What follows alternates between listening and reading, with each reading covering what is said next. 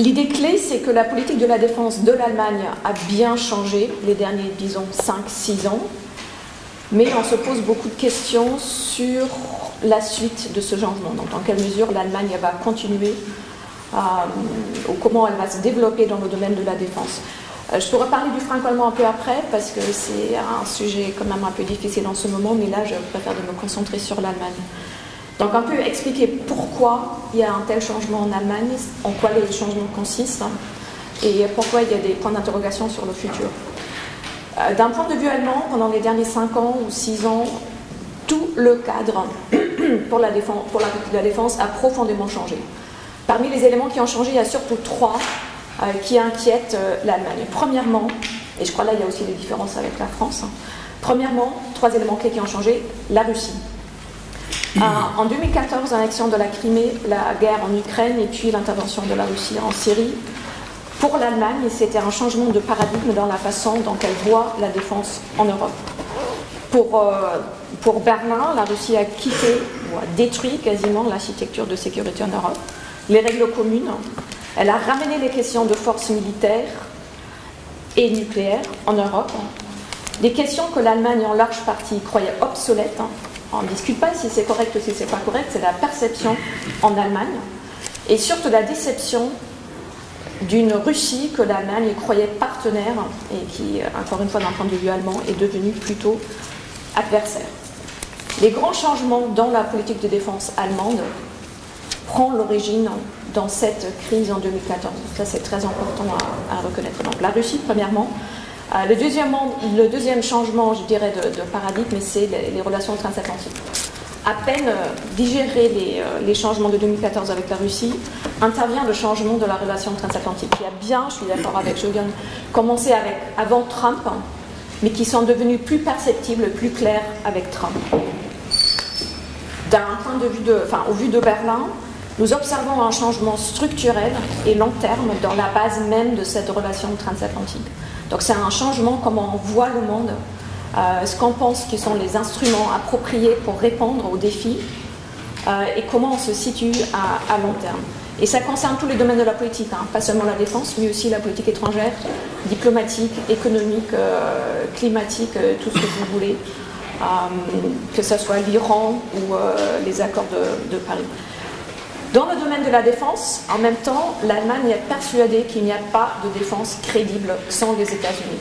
Politique, conventionnelle, nucléaire. Donc l'Allemagne est un peu tiraillée entre la volonté de s'engager davantage pour l'Europe, reconnaissant en même temps que dans le domaine de la défense, il n'y a pas vraiment une politique crédible, au moins à court terme, plus près. D'accord. Sans les États-Unis. Donc il y a une très forte volonté, d'une part, de s'engager pour l'Europe, et d'autre part, de préserver ce lien transatlantique. Troisième élément qui a changé, c'est l'Europe. Vous vous souvenez peut-être de la fameuse citation du chancelier Kohl qui disait pour l'identité allemande, l'Europe et l'Allemagne, ce sont les deux faces d'une même médaille. Donc, vu de Berlin, le populisme, l'eurosceptisme, la mise en question de l'Europe et le Brexit, tout ça ensemble, mettent en question une conviction clé que pour l'intégration européenne, il y a juste une direction, c'est plus d'intégration davantage approfondie, dans plus de domaines. Le Brexit a montré en fait que l'intégration européenne est réversible. Pour un pays comme l'Allemagne qui a retrouvé, ou qui a été accueilli, je dirais, ou le retour dans la famille des États respectés s'est fait par l'Europe, c'est une nouvelle accablante, enfin, horrible. Donc, ça explique aussi qu'un des objectifs clés pour l'Allemagne, c'est de garder la cohésion, ou en Europe, je dirais, en anglais, je dirais keeping the European house together. C'est une des idées clés de l'Allemagne. Traditionnellement, il y avait 2 piliers clés dans la politique étrangère, sécurité et défense de l'Allemagne. C'était d'une part l'Europe avec la France et l'Union européenne, et d'autre part les États-Unis avec l'OTAN, donc le pilier transatlantique. Si vous regardez un peu en arrière, depuis 2014, 15, 16, tout ça, ces 2 piliers sont sous pression. Donc d'un point de vue allemand, la base, un peu tout ce qui tenait un peu la tradition, est complètement déstabilisé. Cela explique aussi un peu les positions que l'Allemagne prend dans la défense de l'Europe. Quand on parle l'Europe de la défense, pour le faire simple, L'Allemagne pense à l'Europe, la France pense à la défense. Donc l'idée clé pour l'Allemagne, c'est d'abord garder cette maison européenne, donc la cohésion, et après on parlera de la défense, parce que ça c'est la précondition pour tout engagement, pendant que la France a davantage une approche opérationnelle, capacitaire, mais de défense, je dirais, parce qu'il y a des vrais soucis de défense, pendant que l'Allemagne est l'aspect politique, d'abord garder cette cohésion européenne la plus importante. Ça se voit parfaitement dans l'interprétation que les deux pays ont fait de la PESCO, par exemple. Changement consiste en quoi? Parce que c'est bien beau de parler de changement, mais c'est quoi exactement? Il y a un volet politique, ou rhétorique, je dirais, qui a commencé en 2014. Dans la conférence de Munich, quand plusieurs ministres, plus le président, ont déclaré que l'Allemagne est un pays qui est étroitement, ou qui est profondément ancré dans les réseaux internationaux, qui profite des échanges internationaux, économiques, politiques et tout, doit davantage s'engager pour maintenir cet équilibre ou l'ordre international. Ça, c'est un peu le volet politique. Plus précisément, qu'est-ce qui s'est passé? Il y a les documents stratégiques qui ont changé, le livre blanc de 2016, la conception de la Bundeswehr qui en découle, le profil des capacités qui en découlent, les budgets qui ont augmenté. En 2014, l'Allemagne était à 33 milliards d'euros, on est à 43 maintenant, très loin des 2%. 2%, ça serait 80 ou 90 milliards. Une belle somme quand même. L'engagement opérationnel a changé avec l'Allemagne qui est engagée aussi bien à l'OTAN dans les pays baltes, en Irak, Mali, a participé à l'opération anti-Daesh, qui vous paraît peut-être normal, mais qui pour l'Allemagne a poussé ce qui est légalement possible pour un engagement opérationnel. Les forces armées vont passer de 180 000, 180,000 to 200,000 en 2025. Donc il y a une augmentation aussi de l'effectif. Et surtout, il y a un engagement politique assez fort, après l'Ukraine, dans le cadre de Minsk et Normandie, au sein de l'OTAN, de participer à façonnement d'adaptation stratégique, au sein de l'Union européenne avec PESCO, CARD et le Fonds européen de défense, et dans le bilatéral, par exemple, avec le système de combat aérien du futur, lancé avec la France. Donc il y a quand même une liste qui, peut-être pas entièrement super géniale, convaincante, mais qui change quand même de l'engagement avant. La plupart de ces changements a été réactifs, surtout quand des partenaires ont été concernés, la France après les attentats de 2015, ou bien l'Ukraine. En même temps, la politique est très souvent réactive. Donc la question, est-ce qu'on prend les décisions qui vont dans la bonne direction ou pas? Ce qu'il faut dire aussi, c'est qu'un changement prend rarement la direction que les partenaires veulent. Donc il y a certainement des attentes de la part des partenaires de l'Allemagne, mais ça ne veut pas dire que si l'Allemagne change, elle correspondra forcément aux attentes de la France, de la Pologne ou des États-Unis, qui sont en plus complètement différents. Pour finir, il y a des sujets qui n'ont pas été adressés dans ce processus de changement. Donc il y a un peu les blind spots, surtout les sujets qui font mal en Allemagne. Les questions de l'industrie de défense, les questions des exportations d'armement et les questions nucléaires. 3 sujets qui restent extrêmement compliqués en Allemagne. La question que tout le monde se pose, comment cette volonté de changer, de prendre davantage de responsabilités dans le domaine de la défense et de la sécurité va continuer avec le gouvernement que nous avons maintenant. En fait, on avait une sorte de changement assez lent mais actif jusqu'en 2017. Et depuis 2018, après la très lente formation du gouvernement en Allemagne, on est entré dans une phase de stagnation qui risque de devenir un retour en arrière, en quelque part. Pourquoi ? Premièrement, parce que profondément, l'Allemagne ou la population allemande ne se sent pas menacée militairement. Ça, c'est un constat un peu simple, mais qui est très important à comprendre. Il y a plusieurs sortes de menaces, que ce soit la migration, la pauvreté, les développements économiques, il y a plein de raisons, mais certainement, on ne ressent pas une menace militaire, ce qui a quand même un impact sur les débats de défense. Deuxièmement, on a un gouvernement qui s'est formé avec beaucoup de réticence et qui est en quelque sorte là parce que toutes les autres options, comme des élections anticipées, auraient été, si je peux dire, encore pires. Donc il y a un gouvernement qui est là, mais qui manque quand même d'enthousiasme, d'innovation et de créativité, surtout dans le domaine de la défense. Donc, je ne dirais pas que c'est un caretaker government, mais c'est quand même un gouvernement qui est là plus par obligation que par conviction, je dirais. Donc, pas vraiment extrêmement motivé. Et ça explique aussi pourquoi, maintenant, on est dans une situation que j'appellerais, qui est marquée par ce que j'appellerais 3 couches de campagne électorale superposées. On a des élections européennes au mois de mai, on a des élections dans les Landes, donc au niveau régional à la fin de l'année, et on a des élections fédérales, soit en 21, si ça se passe comme prévu, ou bien s'il y a un changement de gouvernement avant. Et cette campagne électorale impacte énormément sur les questions de la défense, parce que c'est un des rares domaines où les partis politiques peuvent montrer les différences clairement. Pour vous donner un exemple, pour finir, le budget de la défense. Au mois de mars, le ministre de la Finance a annoncé qu'il ne montera pas comme prévu, en grande partie parce que ça permet de faire une distinction entre les conservateurs et les sociaux-démocrates. Quand vous regardez le débat sur le FNI, donc le INF Treaty sur les forces nucléaires, il y a des différences très fortes intergouvernementales parce qu'encore une fois, ça permet de se positionner et de montrer les différences. Et quand vous regardez la question des exportations de défense, de l'industrie de la défense, encore une fois, il y a un débat très fort au sein du gouvernement entre les conservateurs et les sociaux-démocrates parce que ça permet de se positionner et de marquer les différences. Le victime de tout ça, c'est un peu l'Europe de la défense plus nos partenaires. Parce que ça, l'impression de ces débats intérieurs sur la position de l'Allemagne au niveau international, je dirais, n'est pas extrêmement positive. Donc l'Allemagne n'est en ce moment pas vraiment perçue comme un partenaire fiable. Et en même temps, les mots ou les décisions politiques du gouvernement, comme par exemple le lancement de l'alliance multilatéraliste par le ministre des Affaires étrangères, a été perçu comme une idée intéressante qui n'est pas reflétée par les faits. Donc, que faire? Je crois une vraie réponse, on aura après des élections fédérales avec un nouveau gouvernement. Mais encore une fois, plein de questions sur ce gouvernement et quelles décisions on va prendre. Mais je crois jusqu'à là, on restera sur autopilote, si je peux dire.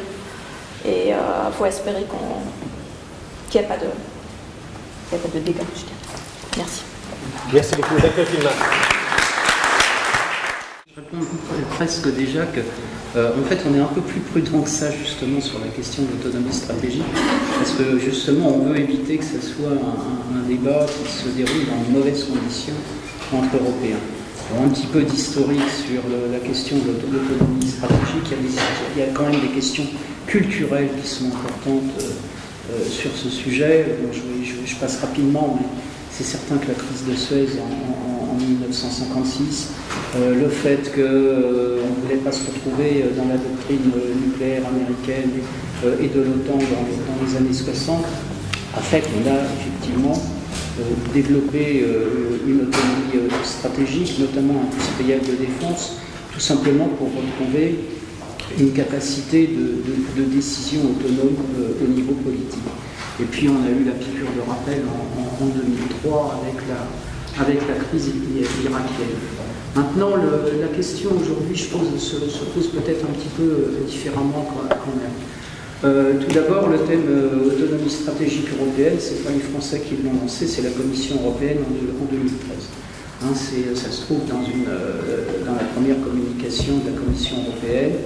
C'est repris en 2016 dans la stratégie globale de l'Union européenne sous le vocable appropriate level of strategic autonomy. Et je pense que tous les mots sont bien posés à ce niveau-là parce que le document il est européen, il n'est pas français. Ensuite, quand on regarde la revue stratégique de défense de 2017, alors c'est vrai que le terme autonomie stratégique, il est, je crois, prononcé 17 fois, je vais calculer, donc c'est extrêmement important, mais dont 5 fois sous le vocable autonomie stratégique européenne. Alors qu'est-ce qu'il y a derrière tout ça au niveau français? Donc le débat, donc éviter effectivement que le débat ne parte sur de mauvaises bases, et les mauvaises bases sur lesquelles ils peuvent être posées, c'est autonomie stratégique européenne contre les Américains, en fait. Voilà, qui pousserait les Américains dehors. Or, l'analyse que fait la France sur le sujet et qu'il faut absolument avoir au niveau européen, il faut véritablement avoir un débat qui est politique et qui n'est pas défense. Tu as tout à fait raison, Claudia. C'est la question de notre rapport aux États-Unis et de la politique américaine. Ça a déjà été dit par Joe Young, mais il faut le rappeler aujourd'hui. La préoccupation des Américains n'est pas la sécurité de l'Europe. Voilà. Et la tendance, elle avait été prise effectivement dès Barack Obama, et elle est encore plus nette, bien entendu, avec Donald Trump. En plus, avec Donald Trump, on a un autre élément complexe qui se met en place, c'est que pour Donald Trump, la seule question, c'est la question commerciale. Ce n'est pas véritablement les questions de sécurité, et les débats entre Européens sont plutôt des débats de guerre commerciale et finalement pas vraiment de sécurité. Ce qui explique d'ailleurs que lui dit à quoi sert l'OTAN. C'est l'administration américaine qui considère que l'OTAN est nécessaire. Mais pour le président des États-Unis, en soi, c'est pas véritablement une question. Donc, concrètement, si on revient à la question de l'autonomie stratégique européenne, pour les Français, ça se pose de deux manières. Si on revient à la question, là, purement des forces, c'est d'une part, quand même, réussir à assurer les missions de la politique de sécurité et de défense commune, et puis, commencer quand même à prendre conscience qu'il faudra peut-être dans le futur, de plus en plus, être capable d'agir de manière autonome, non pas pour mettre les Américains dehors, mais simplement parce que les Américains ne seront plus nécessairement là. À l'Iris, hier, on avait un dîner autour de Gérard Araud, l'ancien ambassadeur de France aux États-Unis. Il nous racontait qu'il discutait avec l'administration américaine de la Libye, par exemple, et il nous disait, mais ça ne les intéresse pas. Voilà. Tout simplement. Ce n'est pas une question pour eux, ce n'est pas une question de sécurité. Sur la question iranienne, là, sur la question de l'autonomie stratégique européenne et de la politique européenne, le débat, il n'est peut-être pas dans 2 ans, 5 ans, 10 ans, il peut très bien être dans les 2 mois qui viennent. C'est-à-dire que le président américain, a priori, il ne souhaite pas de conflit, de guerre, mais il se trouve que l'attitude qu'il a à l'heure actuelle vis-à-vis de l'Iran pourrait conduire effectivement à un conflit. Et à ce moment-là, qu'est-ce qu'on fait? Que font les Européens? Et là, le véritable débat, il est politique. Il n'est pas tellement de la défense, il est politique, mais il est extrêmement important. Et la vraie question, c'est que je pense qu'aujourd'hui, malheureusement, on n'est pas prêt à affronter de tels défis, tout comme on n'était pas prêt il y a 1 an et demi à affronter le retrait du JCPOA. Donc, vous voyez bien que les Américains allaient se retirer du JCPOA, et 6 mois avant, c'était la question se posait de savoir qu'est-ce qu'on fait si... qu'est-ce qu'on faisait si les Américains se retiraient du JCPOA? Et on ne savait pas. On n'était pas prêt à cette éventualité. Donc là, on a une véritable question sur le sujet. Et je pense que le débat avec les États-Unis sur la question de la sécurité, c'est pas la question de l'OTAN et du rapport de force dans l'OTAN. C'est vous m'achetez du S-35 ou je taxe les automobiles allemandes. Le débat, il va se dérouler comme ça. Il va être beaucoup plus simple et beaucoup plus brutal. Et il a commencé avec la lettre d'Hélène Lord dont tu as parlé dans B2 il y a 2 jours pour dire si vous n'avez pas le Fonds européen de défense, c'est simple, on ferme le marché américain en termes d'industrie. Bon. Dieu merci, j'ai envie de dire, il est déjà relativement fermé, donc on ne perdra pas énormément. Mais le débat, il se déroule de cette manière-là. Et encore une fois, c'est une question commerciale, essentiellement. Ce n'est pas une question de sécurité. Donc il faut avoir ce vrai débat entre Européens sur l'évolution de la politique américaine et qu'est-ce que ça implique. Sachant que, Donald Trump a quand même de bonnes chances d'être élu l'année prochaine. tout simplement parce qu'il a le soutien de sa population, enfin une partie, en tout cas une large partie, on va dire. C'est plus certain qu'il soit réélu, mais il peut être réélu.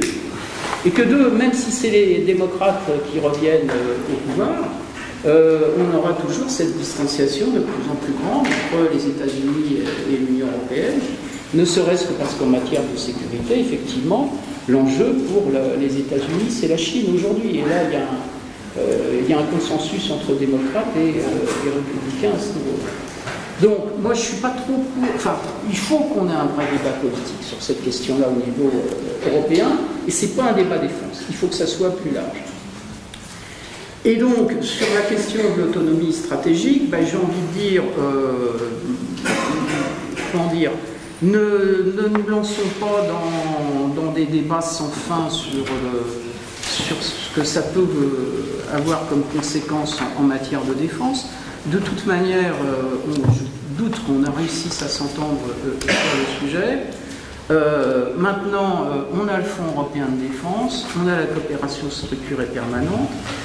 Si on applique des règles relativement robustes et rigoureuses sur le fonctionnement de ces deux instruments, et je pense qu'on peut avoir un consensus au niveau européen pour faire fonctionner ça de manière très efficace, ben, en réalité, on va fabriquer l'autonomie stratégique européenne, mais on le fera un peu comme M. Jourdain fait de la pro. Et je pense que c'est comme ça qu'il faut agir. Mais en revanche, il faut avoir un vrai débat sur la question politique. Oui, on va faire semblant que le Brexit va avoir lieu, parce que sinon on ne va pas s'en sortir intellectuellement. Mais je voudrais revenir sur une des actualités les plus intéressantes qu'il y a eu au cours de la dernière année et qui date de hier, au fond. Et je parle bien entendu des pressions américaines sur l'Europe au sujet de la coopération structurée permanente et du Fonds européen de la défense, qui sont devenus plus forts que jamais, et peut-être plus forts de ce qu'on aurait pu croire, parce que je pense qu'hier ils sont allés vraiment très loin. Or, le problème que les Américains posent à l'Union européenne est exactement le même que celui posé par le Royaume-Uni dans le cadre du Brexit et de la défense européenne.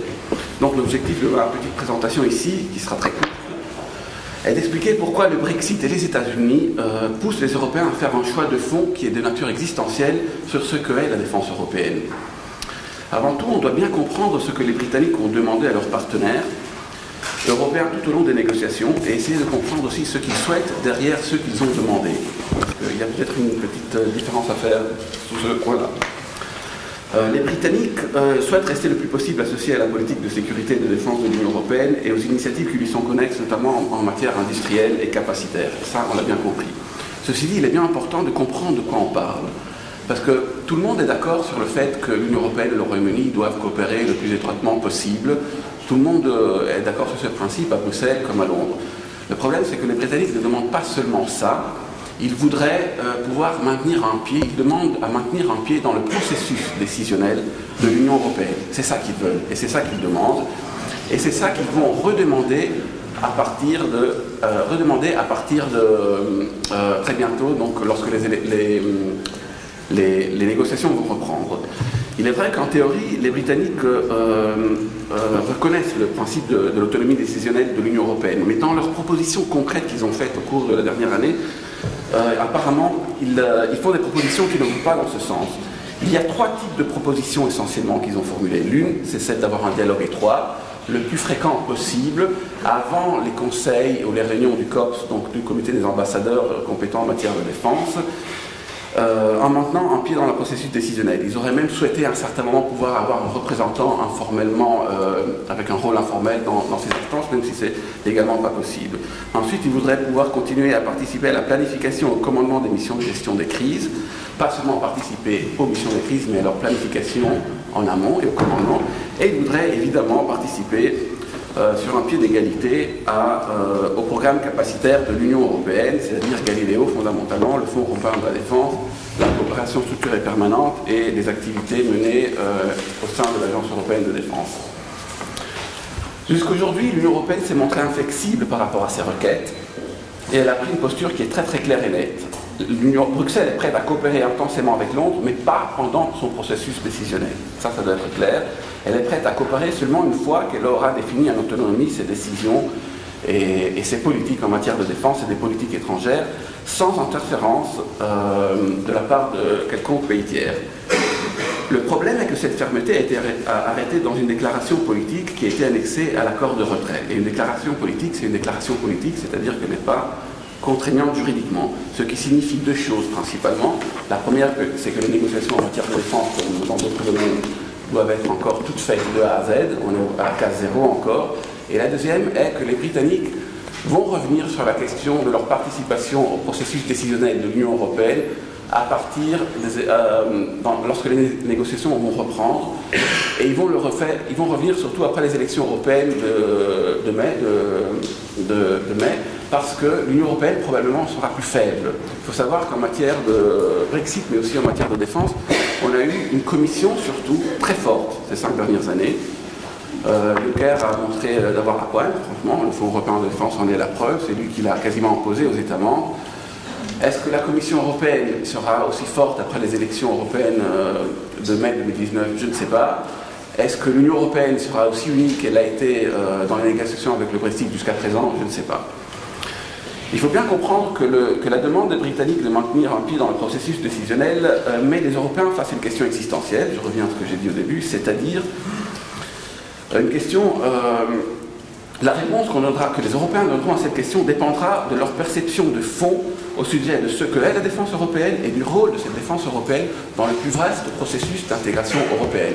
À condition, bien sûr, que vous pouvez donner un rôle à la défense européenne par rapport au processus d'intégration européenne. Et par rapport à cela, on peut voir l'Union européenne et la défense européenne de deux manières différentes. Si la défense européenne est perçue comme une initiative visant seulement et exclusivement à renforcer la coopération politico-militaire des États membres sans remettre en cause leur souveraineté, si elle doit rester une politique purement intergouvernementale et pour toujours, éternellement intergouvernementale, déconnectée du processus d'intégration, alors pourquoi ne pas garder les Britanniques dans le processus décisionnel? Ça n'a pas de sens de les exclure. Et pourquoi ne pas proposer aux États-Unis de participer à la PESCO et au Fonds européen de défense? Ça n'a aucun sens. Dans une logique purement intergouvernementale, purement pratique, sans ambition d'intégration, se priver de partenaires aussi précieux, ça n'a vraiment pas de sens. Et je dirais même que c'est même impoli de garder des amis sur la touche comme ça, alors que d'autres se regroupent pour faire des choses ensemble.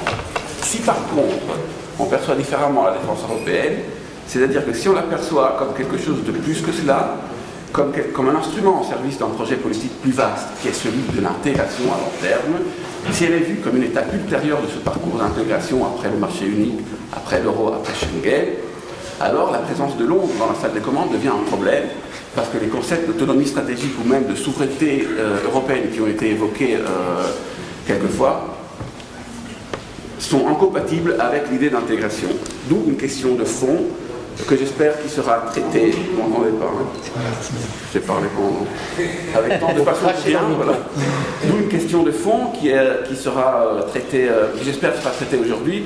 Est-ce que la défense européenne doit rester éternellement une coopération intergouvernementale déconnectée du processus d'intégration européenne, ou est-ce qu'un jour elle doit tendre vers un concept qu'on pourrait appeler armée européenne? Donc je vais vous parler de données statistiques et la défense, sur la défense et la sécurité internationale. Avant d'arriver à une armée européenne, il va falloir définir un concept de défense européenne. Et je suis tout à fait d'accord avec ce que disait Jean-Pierre Molny notamment. Pour une autonomie stratégique européenne, avant tout, il faut des objectifs clairs. Et le véritable débat, il est avant tout politique. Et... alors, je ne vais pas vous assommer de chiffres, il y en a déjà qui ont été donnés, déjà par le professeur Roworth. Je pense du matin, si je faisais 6 000 de chiffres, ça serait mortel. Je vais vous parler de chiffres sur les chiffres qui manquent, d'accord? Je vais vous donner quelques chiffres, mais sur les appareils statistiques. Et je vais commencer en comparant le système de recherche et de recueil des données statistiques et d'informations européen avec celui qui est américain. Aux États-Unis, alors ici vous avez une page qui rassemble une toute petite partie des rapports du Congressional Research Service. Le Congressional Research Service, c'est l'organisme public qui publie donc des données ouvertes, des rapports, des centaines de rapports sur toutes les questions, et notamment je me suis intéressé à tous les rapports qui sont publiés sur les questions de sécurité et de défense aux États-Unis par le Congressional Research Service à la demande du Parlement. Et je les ai tous téléchargés et je les ai analysés, et je vous donne le résultat de cette analyse. Après on fera une comparaison.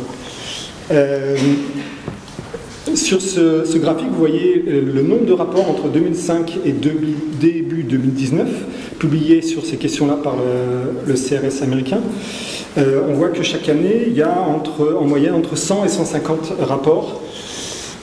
Il y a une grande nouveauté. Déjà en 2018, il y a une forte augmentation du nombre de rapports. Et en 2019, on a dépassé la moyenne antérieure, alors que je me suis arrêté jusqu'au rapport publié jusqu'à hier. Donc je pense que cette année, on va sans doute atteindre les 300 rapports publiés. Alors si on passe au nombre de pages, excusez-moi, voilà. Si on passe au nombre de pages, il y a déjà 2500 pages qui ont été publiées par l'organe de recherche du Congrès sur les questions de sécurité et de défense. Si on prend des périodes comparables, en moyenne, ces dernières années, sur un organisme comparable dans l'Union européenne, c'est le Joint Research Center qui fait des rapports, des recherches publiques. J'ai travaillé pendant 6 ans dans ce Joint Research Center de la Commission européenne. Et c'est pas 150 rapports par an, c'est 1 ou 2. Et alors qu'aux États-Unis, il y a 50 à 100 personnes qui contribuent chaque année à ces rapports, à la Commission européenne, pour le Parlement européen et les institutions européennes, le nombre de personnes qui contribuent à ces rapports se compte sur les doigts d'une main. Ces 12 derniers mois, il y a 40 pages qui ont été écrites et publiées par les institutions européennes sur les questions de sécurité et défense au Joint Research Center. Donc on a un retard absolument immense, sachant que la plupart de ces rapports contiennent des statistiques. Elles font appel à des juristes, à des économistes, à des politologues, à des militaires, à des stratèges, à des industriels. Toutes les branches qui intéressent la sécurité internationale et la défense sont convoquées aux États-Unis. Un élément d'explication, le personnel de statistiques publiques en France, sur les questions de défense, selon l'INSEE, il y a 7 personnes qui travaillent. Et alors maintenant, quelle est la conséquence de ce manque de données? D'abord pour mon travail je travaille essentiellement à l'Université Grenoble-Alpes sur les questions quantitatives en matière de sécurité internationale et de défense. Ça va des dépenses d'armement aux exportations d'armement à la mesure de l'instabilité des pays, donc le risque de guerre civile, le risque de conflits internationaux, tout ça, on fait des modèles quantitatifs avec tout ça. Il manque beaucoup de données. Je vais prendre 3 exemples. Mais il y en a de très nombreux autres qui ont été évoqués. Le premier exemple, ça va être les Unarmed Civilian Peacekeeping, ou actions civiles non armées de maintien de la paix. En français, on dit souvent intervention civile de paix. Ici, on a des données statistiques qui ont été faites, non pas par un Européen, mais par un chercheur canadien.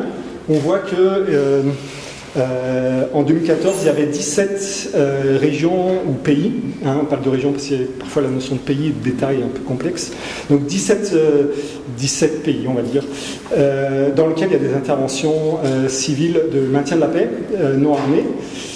Une autre statistique juste en dessous, où on compare ces interventions donc avec le nombre de victimes parmi les intervenants. Donc le taux de mortalité est inférieur à 0,2% pour les actions non armées, alors qu'il est de 3% pour les actions armées de maintien de la paix des Nations Unies. Donc c'est des chiffres intéressants. Ceci est tiré d'un rapport universitaire de 2014. Depuis 2014, on n'a absolument aucun chiffre, il n'y a aucune base de données, il n'y a rien dessus. Alors je prends une petite comparaison.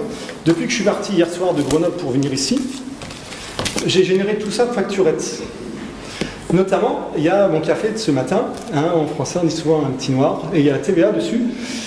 Et pour donner une image de l'abîme qui manque en termes de sécurité nationale sur les statistiques, ce matin il y a peut-être un petit noir aussi, je sais pas, un enfant soldat dans les zones du Darfour ou au Congo, près des mines de coltan, qui peut-être est mort ce matin, il ne sera jamais sur une statistique internationale. D'accord ? Par contre, toutes les facturettes que je vous ai montrées, y compris mon billet de métro de ce matin, vont aller l'an prochain dans les CD-ROM de la Banque mondiale, du FMI. On va pouvoir les télécharger en ligne. D'accord ? Donc, comment est-ce qu'on en est arrivé là, à avoir de si bonnes données en économie et de si mauvaises données en relation, en question stratégique internationale? Eh bien, pour comparer avec l'économie, en économie, les concepts qu'on utilise aujourd'hui ont commencé à être formés par Xénophon, Platon, Aristote, mais il faut attendre 1758 pour que François Quesnay élabore son premier tableau économique, son zigzag, où il commence à mettre des chiffres et on ébauche un système de comptabilité nationale. Derrière, il a fallu encore 2 siècles pour que ce système de comptabilité nationale existe avec la Société des Nations, puis les Nations financières internationales. Sur les questions stratégiques, on a commencé beaucoup plus tard, puisque les premiers travaux sur les bases de données sont faits par Lewis Fry Richardson et Kinsey White dans les années 1940. Alors je lève à la santé de ceux qui espèrent vivre longtemps, un verre, mais si on doit attendre encore 2 siècles, moi je ne serai plus là pour étudier ces chiffres. Donc c'est un gros problème, parce que pour reprendre l'intervention civile de maintien de la paix, dont on voit ici quelques exemples, et ici une photo d'intervenant, d'observateur civil, qui croise une ligne entre 2 belligérants en Ukraine. Ce sont des civils de l'OSCE. À gauche, je vous ai mis un projet de loi américaine de 2019 qui est en cours de discussion pour créer une structure de ces interventions civiles de maintien de la paix. Donc il s'agit d'observation, d'accompagnement, d'organisation d'élections, de médiation locale. Donc c'est un travail qui est très important, qui aujourd'hui souvent est fait par des militaires habillés en civil, mais parfois les civils sont aussi bien, voire mieux armés, si j'ose dire, pour faire ça. Actuellement, on n'a aucune donnée pour faire un travail de fond sur cette question-là. Une autre question, c'est celle des mouvements. On l'a vu avec l'opposition à Bouteflika, on l'a vu les printemps colorés, les printemps arabes, les révolutions colorées, sont les actions non violentes de masse ou les problèmes de guerre civile. Pourquoi est-ce que certaines actions non violentes de masse parfois tournent à la violence et se trouvent et terminent sur des catastrophes? Il existe une base de données qui est américaine, qui contient 1 millier de cas, qui est très en retard. Alors, je vous donne un petit exemple de cette base de données. C'est la grève des jambes croisées. Donc, ce sont des Colombiennes qui se sont opposées à leur conjoint, mari ou petit ami paramilitaire, en disant, écoutez, tant que vous ne vous désarmez pas, tant que vous ne rendez pas vos armes et que vous ne suivez pas une formation pour faire une reconversion professionnelle, pas de sexe. Et ça a marché. Donc il y a eu, dans cette ville, en Colombie, il y a eu une très forte chute de la criminalité. On a très très peu de données là-dessus. Et enfin, sur les institutions financières internationales, l'outil statistique qui sert à montrer ces données est complètement catastrophique. Je vous montre ici une carte, donc si vous allez sur le site interactif de la Banque mondiale, vous voyez qu'en 1970, l'Allemagne est déjà réunifiée, et que le Sahara occidental, faute de savoir comment le mettre, reste l'océan Atlantique. Donc, il y a des progrès qui sont en train d'être faits, notamment sur cette problématique de la visualisation des données. Je vous invite à aller voir sur le site du projet CIBIS à l'UGA, Université Grenoble-Alpes, un prototype qu'on a fait en fusionnant une vingtaine de bases de données en sécurité internationale, où vous pourrez voir que ces données et ces frontières sont bien respectées. C'est un travail en cours. Et enfin, je ne peux pas m'empêcher de remercier la DGRIS qui finance ce travail grâce au pacte enseignement supérieur. Je vous remercie. Merci beaucoup, Maël. Merci beaucoup. Et effectivement, il y a d'autres services statistiques au niveau du Parlement européen, notamment auxquels ont contribué quelques-uns des personnes qui sont dans cette salle qui travaillent également sur l'aspect statistique, mais il y a un vrai problème européen. Nous-mêmes au niveau média, quand on travaille avec les statistiques de l'OTAN, qui sont bien meilleures, même si elles ne sont pas parfaites, que les statistiques européennes, qui n'arrivent pas à produire un seul document public concaténé, sérieux et élaboré. On a ce problème-là, et pour les pertes, par exemple, c'est nous-mêmes qui faisons le travail, donc je peux vous donner le chiffre. Dans les missions de paix, PSDC, PESD, Commission européenne, il y a 60 morts et une trentaine de blessés, c'est le bilan humain des pertes fatalities européennes. Sans tarder, parce qu'on n'a pas beaucoup de temps, si vous avez des questions pour un des intervenants, s'il vous plaît, rapidement, parce que sinon on sera obligé de couper. Donc 30 secondes, 1 minute, soit pour une question à un des interlocuteurs.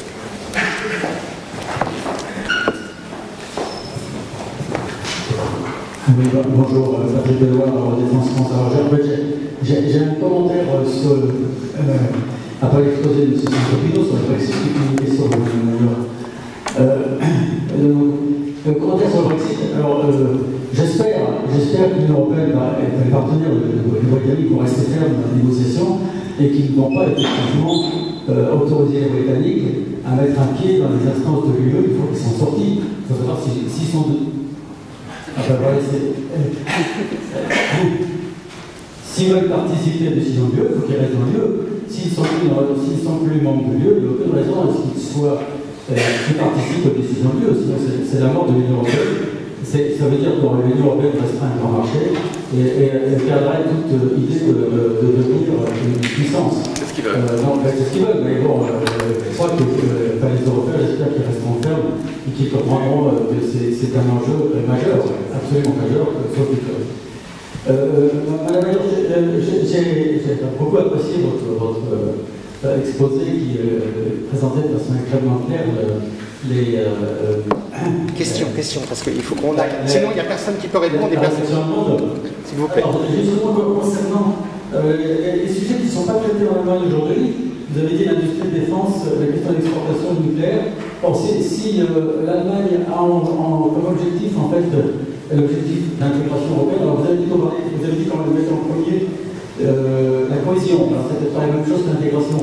Mais si l'intégration européenne est vraiment l'objectif premier de l'Allemagne, je ne vois pas pourquoi il ne traite pas la question de l'industrie de défense, d'exportation, parce que, je dirais, plus on intégrera l'Europe dans ce domaine, à ce moment-là, on aura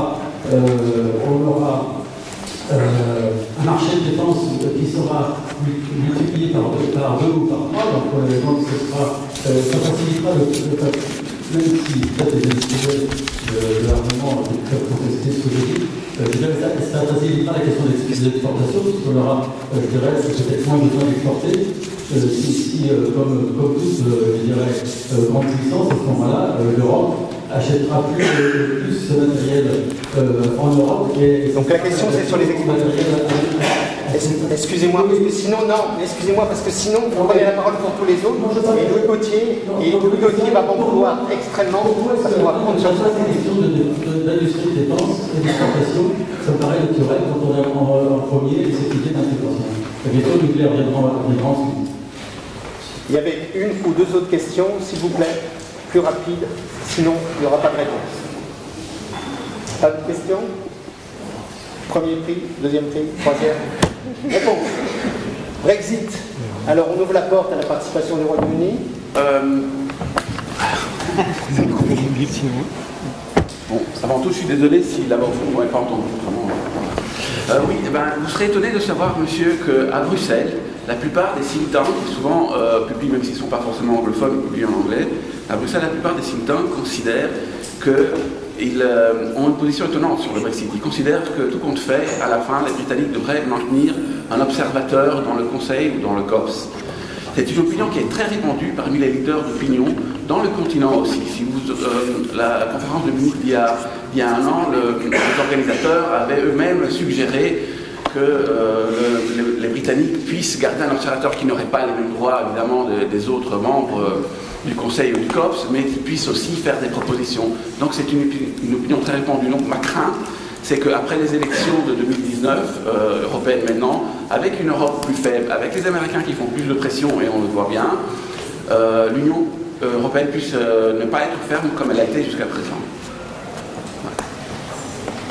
Claudia, sur cette question cohésion, intégration, si j'ai bien résumé, mais aussi cette question d'exportation d'armes, un peu la contradiction entre une Allemagne qui veut avancer, mais qui ne veut pas résoudre cette question principale.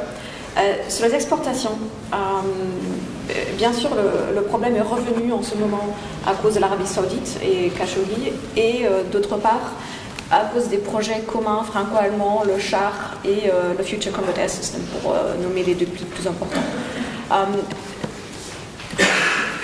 il y a les questions structurelles, mais je crois la question politique en ce moment qui est la plus forte et qui est la plus, je dirais, dévastatrice, c'est que la question exportation ou pas devient une question morale, politique, qui joue dans la campagne électorale à 3 niveaux que j'ai décrits avant. Donc européenne, régionale des Länder à la fin de l'année avec la très forte crainte des sociodémocrates de gagner encore davantage de terrain et l'extrême droite de gagner du terrain, plus les élections fédérales. Alors la question c'est que comment on peut montrer qu'on est, je dirais, du bon côté dans les questions de défense. Est-ce qu'on est pour, et là je simplifie extrêmement, est-ce qu'on est pour l'exportation des defense goods dans les pays, disons, difficiles, comme l'Arabie Saoudite, ou est-ce qu'on est contre? Et le débat est très souvent réduit à cette question-là. Donc les questions stratégiques que vous posez à juste titre, et qui sont derrière, quelle consolidation pour l'industrie de défense, est-ce qu'il y aura une autonomie stratégique dans le domaine industriel, n'est pas vraiment posée. Donc il y a un décalage entre l'ambition de dire on veut une autonomie stratégique aussi dans le domaine industriel, ce qui implique qu'on puisse soit exporter un tel produit comme le Future Combat Assistance, ou bien on a un marché intérieur, mais du coup on a un budget de défense de 4%. Cette question-là n'est pas vraiment posée. Donc il y a un décalage entre la déclaration politique et la mise en œuvre. Mais ça, c'est surtout parce que c'est la situation politique actuelle. Quand on regarde que les papiers, les régulations d'exportation entre la France et l'Allemagne, il n'y a pas une énorme différence. C'est l'interprétation politique ou stratégique qu'on fait de ces documents. Je vais faire un tout petit remarque, peut-être c'est un peu aussi mon rôle d'allemand de spoiler du débat là. Le débat qu'on a ici ce matin sur l'autonomie stratégique est très français. Et il n'est pas représentatif du débat européen. Je crois qu'il faut le rappeler. Il ne faut pas être d'accord avec les positions d'autres pays, mais il faut les reconnaître. Et quand vous parlez avec d'autres pays, je pense aux Pays-Baltes, je pense à la Pologne, le terme autonomie stratégique n'est pas perçu comme une promesse, ou comme une opportunité, ou une obligation, ou quelque chose, et une raison pour dire le champagne en 2049, c'est perçu comme une menace.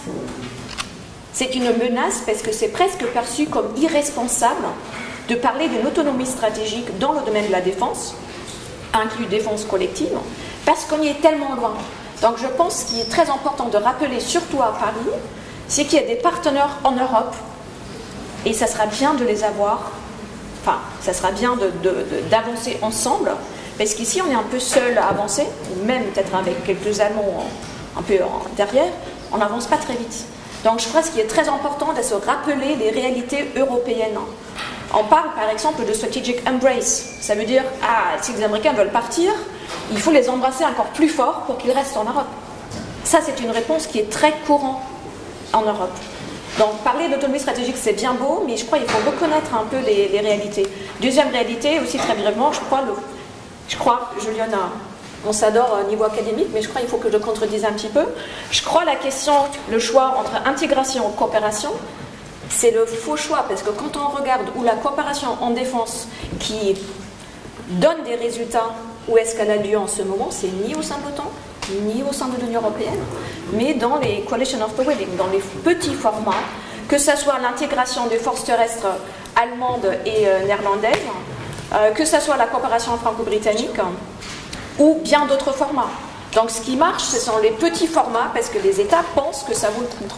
C'est pas parce que l'Union européenne a dit, tiens, GPESCO, on en fait un truc extraordinaire. Donc je crois que la question, c'est que comment on lie ces différents îlots de coopération qu'on a en dehors des cadres institutionnels, et on en fait sens pour la défense de l'Europe. C'est ça la question. Aussi, niveau politique, que ce soit Minsk, Normandie, le JCPOA, c'était les petits formats. La quote au sein de l'OTAN, c'est le format où on prépare les décisions. Donc je crois que la question qu'il faut poser, c'est où est-ce qu'il y a des résultats, où est-ce que les États ont envie de s'engager, et après, comment on fait sens de tout ça. Juste 30 secondes sur la question de l'autonomie stratégique.